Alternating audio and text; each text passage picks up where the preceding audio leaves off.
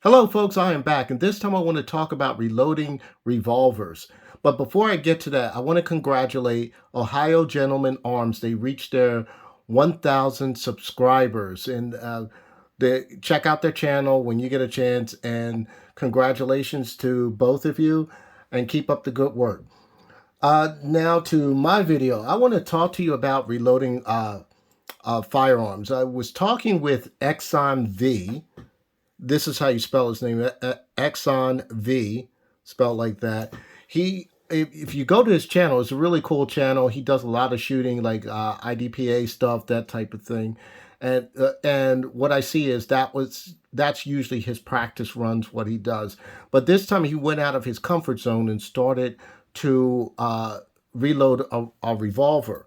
So we got into a conversation a little bit about reloading revolvers, and I have a different method from what he does. I learned mine in the early 90s in my first qualifications as a police officer. So when I was in the police academy, they had me do it a certain way. So I'm going to show you how it's done. Now I'm going to let everyone know this is a loaded firearm. There are live rounds.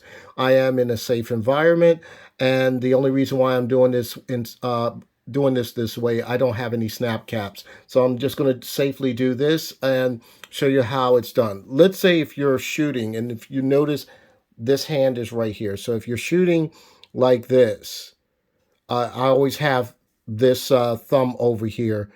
What happens is after you fire your 6-shot string, what you do is you move your hand, and you're going to use these fingers right here. You're going to use these fingers right here. Depending whether you have a Smith & Wesson or a Colt, your latch release for your cylinder is going to be different. On this Kimber right here, it's going to be a push button. This is going to be a latch that gets pushed forward. And on the Colts, they have a different type of latch where you pull back. So on the Kimber right here, as I'm demonstrating, you're going to press your button and you're going to push out with these middle fingers here. You're going to push out. So when you push out, you're going to turn the firearm in probably like a 90-degree angle where it's pretty much where the muzzle is facing up. So what that does is when you're hitting your extractor right here, it releases your spent shell casings. Now, this is also good to keep it in this direction because you're using gravity to drop those shell casings. Now, then you're going to turn your firearm in the safe direction and put your new rounds in.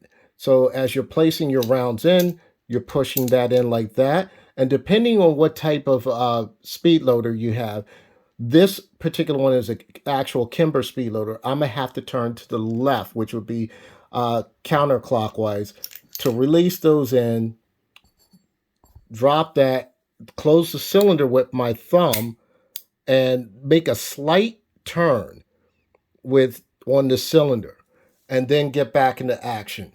Now I'm going to unload this because I wanted to show you some particulars on it. So I'm going to unload this safely, and I won't be using these live rounds no more for the video. So one of the things that when I have my fingers in place here, and then I pushed with my thumb, notice how my thumb is kind of moving the cylinder.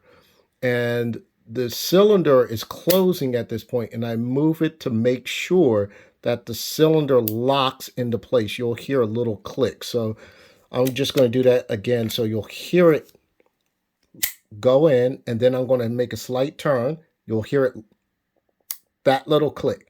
That little click lets you know that that cylinder is locked. It's ready in the spot. So when that hammer comes back, it will actually hit the round properly. So it will hit that primer properly on that round.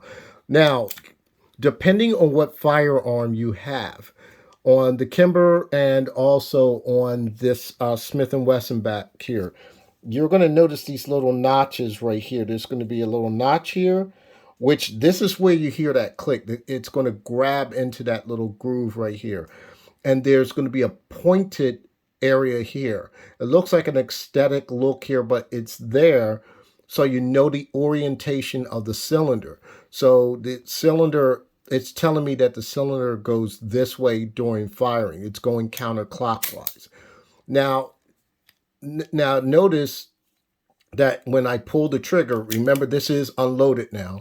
When I pull the trigger, the cylinder is going clockwise. You can see it moving, counterclockwise. Now, on other firearms, such as the Colts, yes, the make like your Colt Pythons or etc. Chief Specials, it's going to go clockwise. So the cylinder is going to go in a different direction. So it's going to go the clockwise direction. So when you are closing your cylinder on, let's say, a Colt, make sure you move it to the direction where the cylinder is supposed to go. On this, it'll go this way, and it'll go counterclockwise, and it'll go the other way. So let's see if I can get it off-centered. So it does this so it can really lock into place. I prefer you to turn the cylinder the direction the way the way the cylinder turns. So that's a good memory point.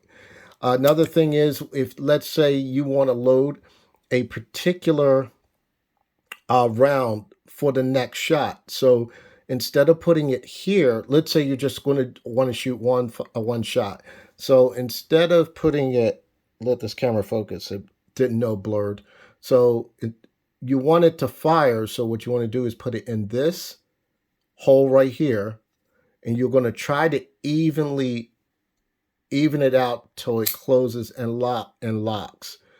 And it's kind of hard to do. You just got to get used to it. And then when you pull your hammer or pull the trigger, it will be perfectly lined up for that shot to be fired. I had to train with that. So you would put a round in, and you would you would make sure you orientate it just enough so you can close it. So you might want to cant this portion a little bit, and then just close it, and then turn it so it will lock. And that way, when you pull the trigger, the next one is going to fire. Let me see if I could do. I think I have one snap cap, but I wanted to show how to do it. And I'm looking behind me right now, and I'm going to pause the camera. I'm going to see if I have a snap cap. I believe I only have one. Nope, sorry, I lied. They were all 9mm snap caps. So just so you understand how that so it orients itself.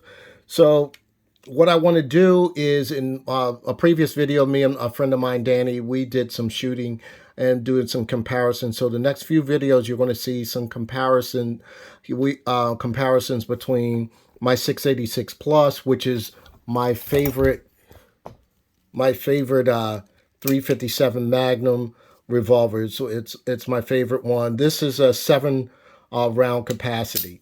So Danny and I are going to do that video in another date. Also, one of the other things that I want to help people out with this is your hand placement. Now, I was trained to hold a revolver this way, and the reason being is because the revolver was, when we were shooting revolvers, my first issue was a Model 10, and then I went to a Model 19 when I changed to another department. So the reason why they had us hold this way is so you can they didn't want you to lose your grip with your shooting hand. So you had your hand here, and then all you had to do is just move your support hand thumb, and then just pull the hammer back if you want to go single action. But other subsequent shots would be like that. And then you would have your support thumb there. Now, the other thing is, one of my bosses, he is a trainer, and he specializes in revolvers. When he saw me do this, he said he doesn't like to train his students to do this. He'd rather have them hold the firearm like this. And the reason being is because the new with very new shooters who've never shot a firearm before, some of them will start off with revolvers, and a lot of times they would make the mistake of putting their thumb here, and of course you see the slide is back on this P365. A lot of times I'm giving out a lot of band-aids because the slide is coming back and there's cutting people as the slide is coming back. So that's why he recommends that for new shooters, if they're starting with a revolver, he makes them train like this.